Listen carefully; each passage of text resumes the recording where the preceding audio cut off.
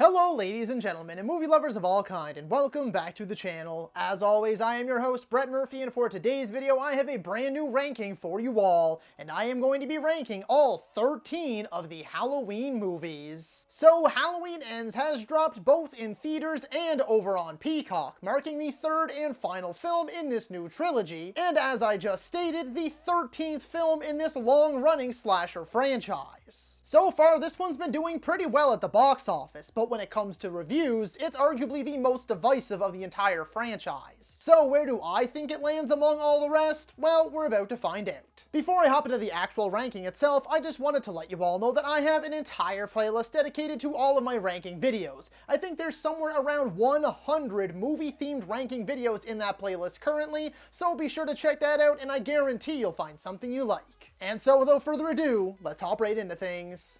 Number 13. Halloween 3 Season of the Witch.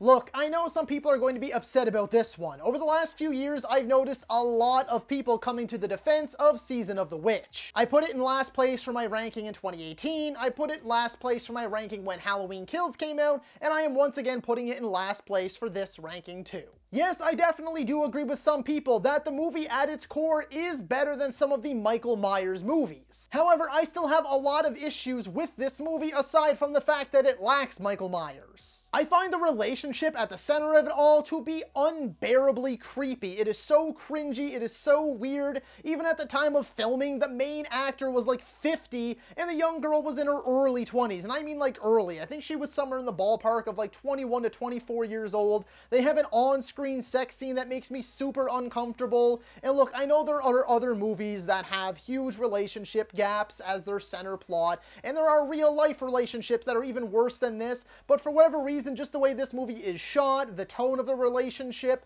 it feels super forced and super weird and honestly makes me uncomfortable. I also found when the big plan was revealed in a massive generic exposition dump, it was half-baked as hell. It's some old ancient Celtic ritual and they kill kids and bugs come out of their mouths and things like that. The Halloween song is insanely repetitive and annoying, and I'm not a big fan of the weird android people either. So you mix all of that in with the fact that this is the only movie in the Halloween franchise that doesn't have Michael Myers, and it really isn't a Halloween movie at all, hence why I put it at the bottom of the list once again, and I stick by it.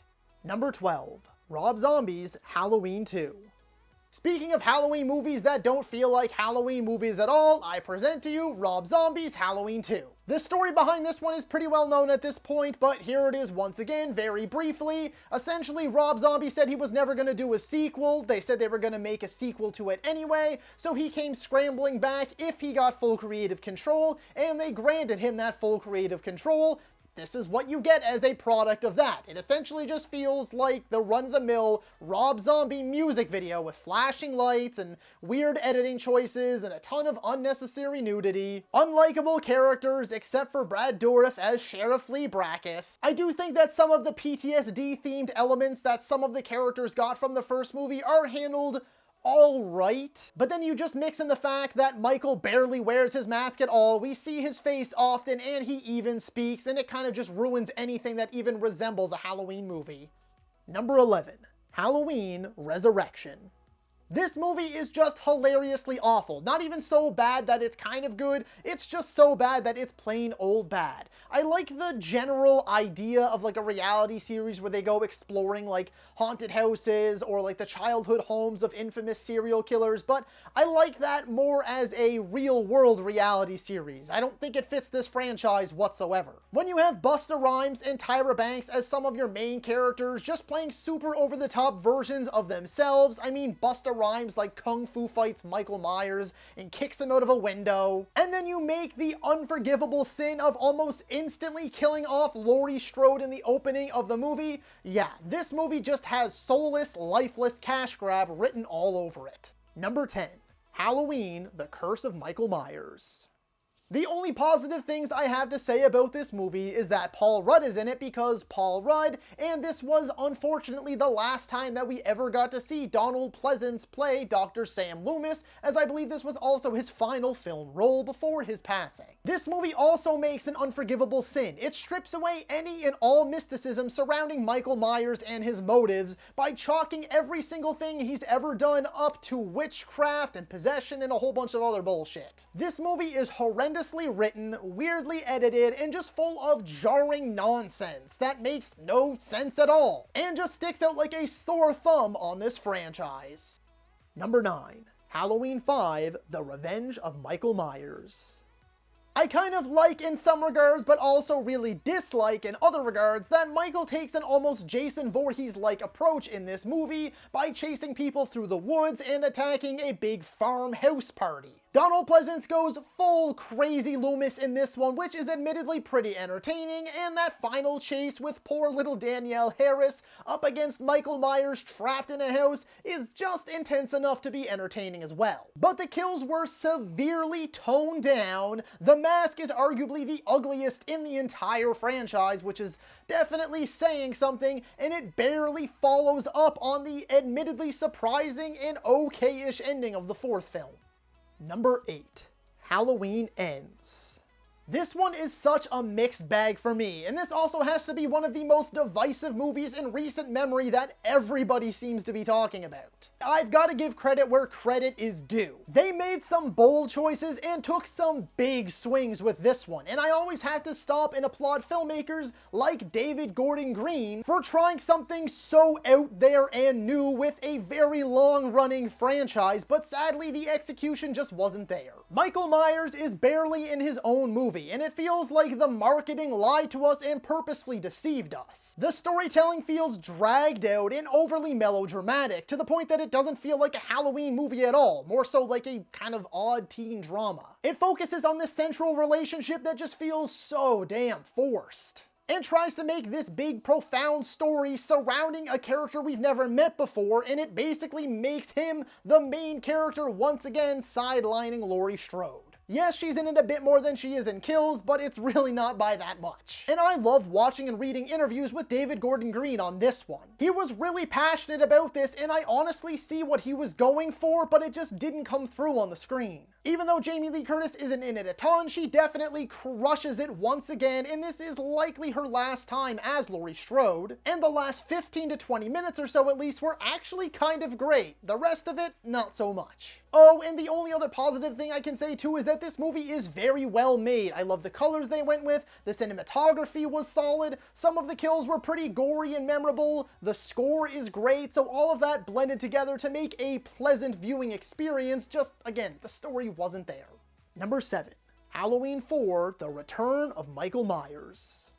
This one's biggest sin is the fact that it's just very boring and slow-paced. But at least it's one of the more engaging and competently made sequels. Danielle Harris very much so holds her own as the new lead of this franchise despite only being a young girl. Although once again, an unforgivable sin was committed by killing Laurie Strode off-screen in a car crash. And I have no clue how Loomis or Michael Myers survived the explosion at the end of the original second movie, but regardless, at least it's a moderately faithful sequel. It's just painfully dull. Number 6. Rob Zombie's Halloween.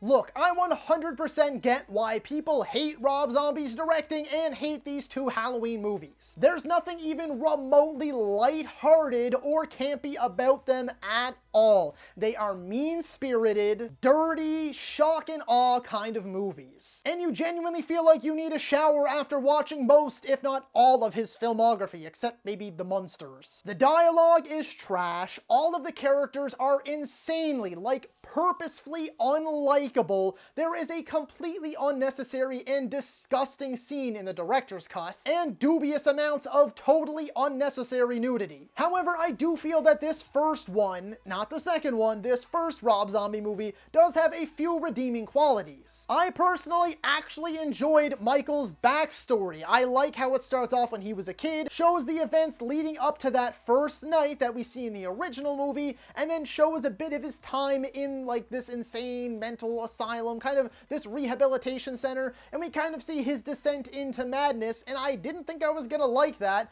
Definitely didn't think we needed it, but I actually thought it was done moderately well. I love Brad Dourif as Sheriff Lee Brackett. I think he's the best part of both of these movies, and I actually found that Malcolm McDowell wasn't too bad as this much meaner and, super arrogant, ignorant, asshole version of Loomis. Not to mention, this one has by far the scariest Michael Myers of all 13 movies. The guy's like 7 feet tall, and it's horrifying. Are you looking for the perfect gift for the movie lover in your life, or maybe you just want to treat yourself? Then look no further than the most unique piece of movie art you could possibly have with Movie Palette. Visit moviepalette.com right now and use code BAM15 at the checkout for 15% off your order. And now, back to the video.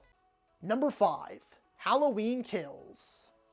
I wanted so much more from this movie. As a big fan of Halloween 2018, which again, we're at number 5, hasn't appeared on this list yet, I expected pretty big things from Halloween Kills. And I actually really enjoy the first 30 to 40-ish minutes of the movie. It takes place directly after the events of Halloween 2018. I mean, like, immediately where Halloween 2018 cuts off. And I think where that starts and kind of catching up with the survivors from that original Halloween night and little things like that were actually very well done. After that, well, if you want kills from Halloween Kills, then it definitely delivers on the kills. The body count is insane in this movie, and it is arguably the most brutal and violent of the franchise. But the rest of the story focuses on all the wrong things and all of the wrong people and completely sidelines the Strodes. In particular, Laurie is barely in the movie whatsoever. She spends the entire runtime in a hospital bed,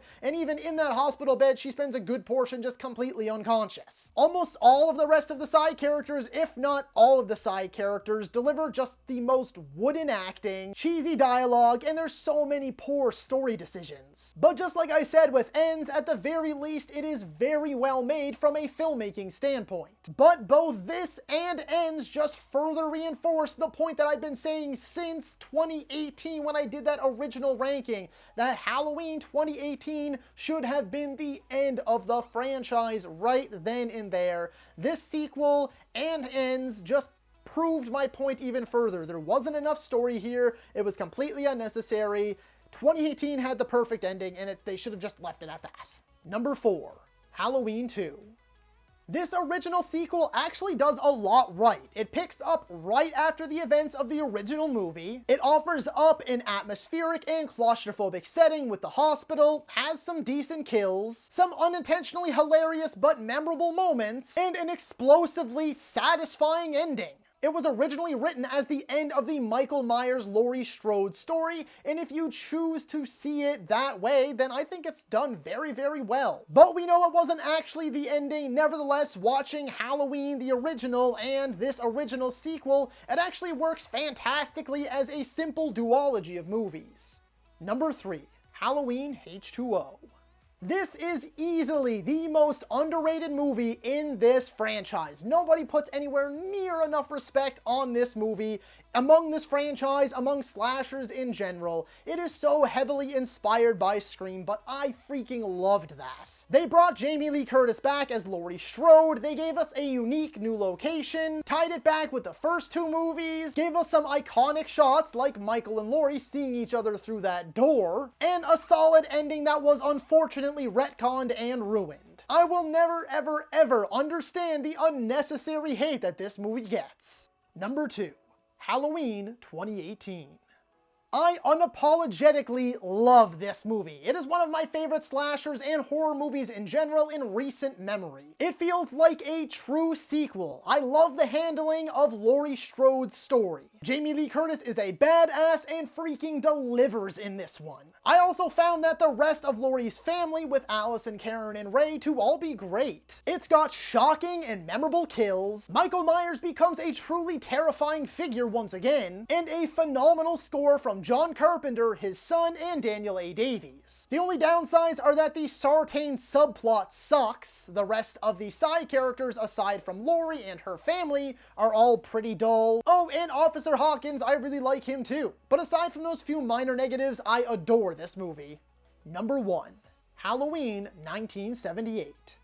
Yes, we have finally reached it, the classic, the godfather of the modern slasher. My favorite slasher movie, my favorite horror movie, my favorite Halloween movie, both in terms of this franchise and Halloween season as a whole. I think it's a brilliantly executed, simple but effective, timeless slasher. It's got genuine characters, an iconic score, superb direction, great atmosphere, and possibly the most well-known horror movie figure of all time. Sure, there are some elements in this movie that haven't aged all that well, but that's truly the movie's only shortcoming. The genius of this movie should never be understated. The impact that it has had on the horror genre and even just the movie industry as a whole, despite its small shoestring budget, will last forever. It's been over 40 years and this movie is still being praised, and I'm willing to bet that in another 40 years we'll still be talking about it just the same. So that is all for today's video, folks. Be sure to let me know down in the comments if you agree or disagree with my ranking. While you're at it, be sure to let me know how you would rank all 13 of the Halloween movies. If you are a movie lover whatsoever, then my channel is the place to be for you.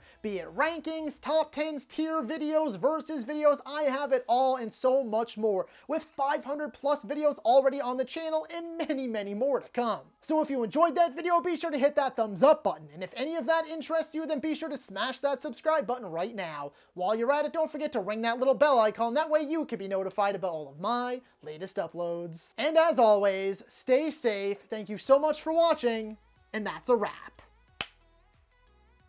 Hey you, yeah you, if you made it this far, just know I appreciate you, and while you're here, consider hitting that subscribe button.